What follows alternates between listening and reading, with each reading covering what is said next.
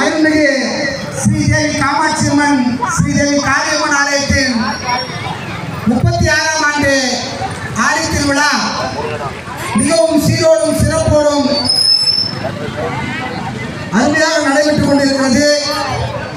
35 ஆண்டுகளுக்கு பிறகு 36வது ஆண்டிலே இளைஞர்கள் கையிலே பொறுப்பை ஒப்படைத்தோம்.